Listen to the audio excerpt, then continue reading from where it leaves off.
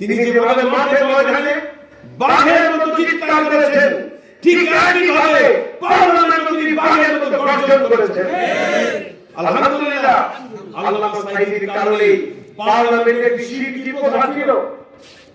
পার্লামেন্টে সকল সংসদ সদস্যকে মাথা নিচু করে প্রবেশ করতে হতো, সম্মান জানিয়ে মাথা নিচু করে প্রবেশ করতে।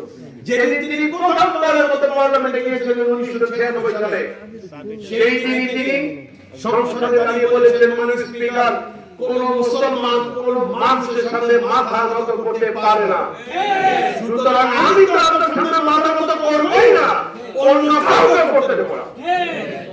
এরপর তিনি একটি বিল উত্থাপন করলেন, সেই বিল সংসদে পাস হলো। আলহামদুলিল্লাহ, 1996 থেকে আজ পর্যন্ত জাতীয় সংসদে কোন মুসলমানকে মাথা নত করে আর সংসদে প্রবেশ করতে হয় না। এটাই তো হলো মহব্বতের কাজ। সমাজ থেকে, রাষ্ট্র থেকে শিরকি প্রথা ঝেড়ে দেওয়ার দায়িত্ব হলো মহব্বতের কাজ। সম্মানিত ভাইরা, আসুন